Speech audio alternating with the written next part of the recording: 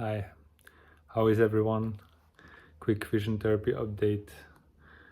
I'm still doing 1 day vivid vision, 1 day classic vision therapy. On the vivid vision, my scores on most games are improving, so maybe they're getting easier or getting better at them. Basically, that makes sense. Then with bubbles, the most important games that I like, that I have to pop the bubbles in the sequence of from nearest to farthest. My score is also getting better. Today I had like 93% on the game, which is an all-time best score, and my stereo acuity, what was it? Lowest disparity correct was 1071 arc seconds, and that's my best score.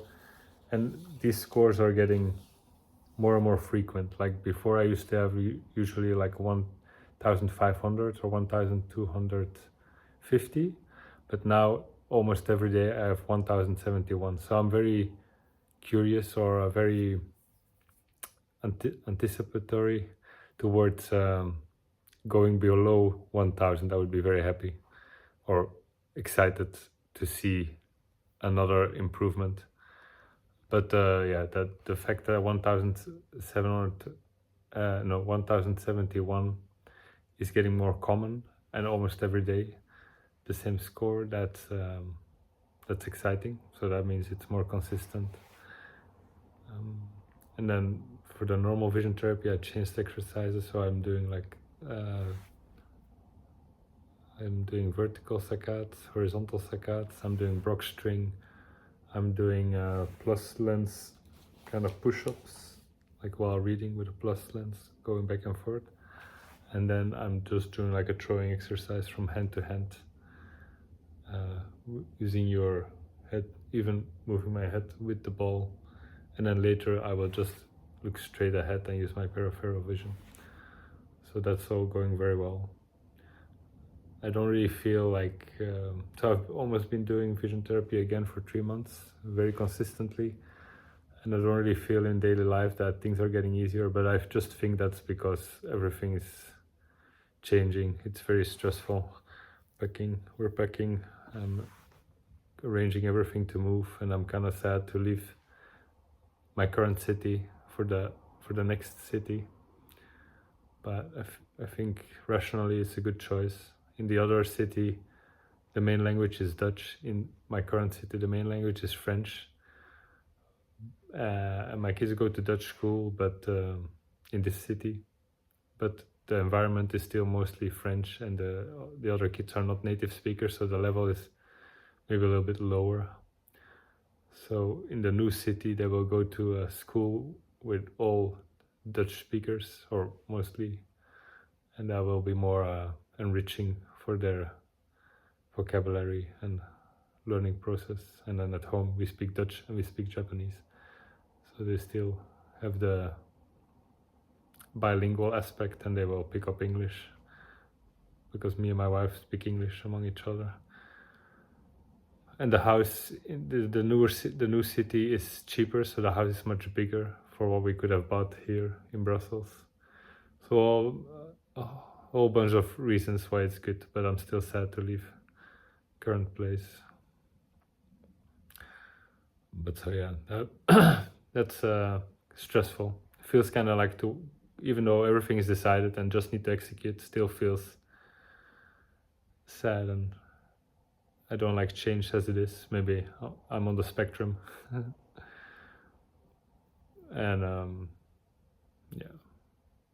just executing is also very exhausting, like arranging everything, making the boxes, thinking what do we need, what do we sell, and then still keep executing also for the kids to be, so they have a stable home. This weekend was fun, actually. There was there's an American manager at the supermarket, and he saw me and Marie in the supermarket, and he asked, "Do you want to come to check out my Halloween decorations on Friday on Halloween?" And I said, "Oh, okay, that's good." He lives kind of in the not exactly the same neighborhood, but not that far.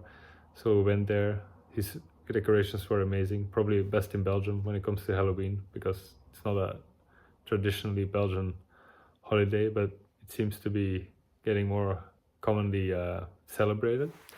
And then once we were there, we noticed, oh, the whole neighborhood, many people here have Halloween decorations. So we trick and treated for the first time in my life with my kids. And it was actually very fun. So we're still discovering fun things about this neighborhood.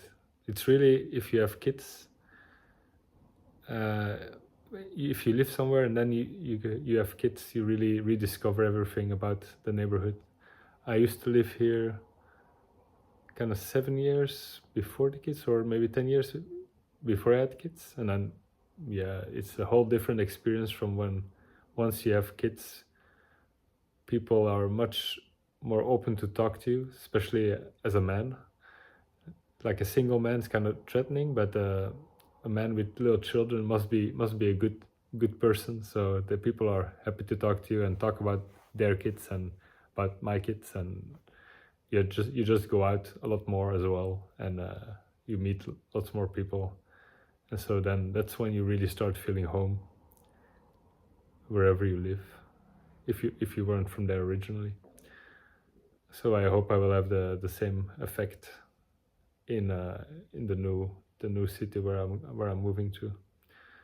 But still, it's very sad to leave the town where you had your kids and got married and met your wife, and so yeah.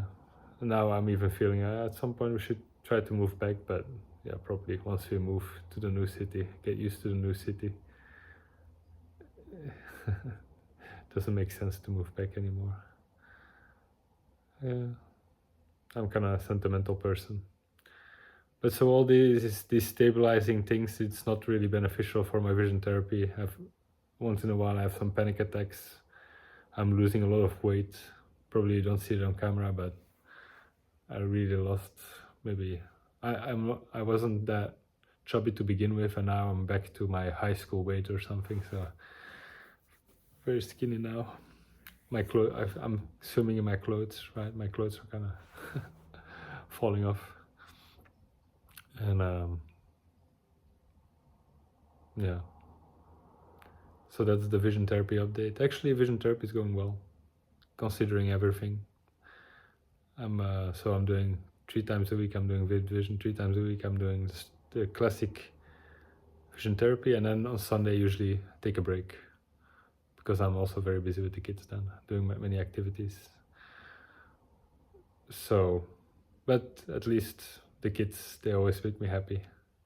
It's hard to live in your own head too much when you have kids around, so that's good. That's positive. So I need to keep executing on the vision therapy. I think at this point, there's all the ingredients are there to come together. So the biggest enemy maybe is my own thoughts, like automated negative thoughts that I have from before, when things were more gloomy and difficult. And another, I shouldn't get in my own way, right? And sometimes this process can be lonely, so also don't get swallowed up by the loneliness, because especially now moving to a new neighborhood, all my little coping mechanisms that I had to deal with, maybe working alone and doing vision therapy alone and doing many things alone, was like you go drink a coffee in your neighborhood bar and you know the people there and you have a little chit chat, and small talk is very important to feel better. And you get to know these people, they know your kids, you know them, you know their kids. It was a great way to combat this loneliness. So I never really felt lonely, and of course I had my wife and my kids the most recent years. That's why the last 5 years were the happiest years in my life. So it's very scary to now move and maybe mess up this balance, but of course my kids and my wife are moving with me, so there's no reason why I should be completely disrupted. So yeah, that also, apart from the vision therapy, I will keep you guys updated on the move and how we feel in the new house and in the new neighborhood. Yeah. we're moving because my grandma passed away, and this house, this big house, used to be my grandma's house, and she lived actually in the same building on a different floor. So you were never really alone, and everyone always had someone to fall back on. It was a very nice arrangement. If I can turn 90 something and I have my grandchildren and my great grandchildren living in the same house on a different floor, please sign me up. That's a great way to get old. And yeah, she helped me a lot and I helped her a lot, and that was really, yeah, I thanked her at the end of her life. I thanked her again for helping me get through all the difficult years with my vision issues. And she said, it's okay, don't thank me. We all did our part, you know, like you helped me, I helped you, we all helped each other. So it's not like somebody owes anyone anything. So that makes me feel good. So thank you for listening. See you in the next video.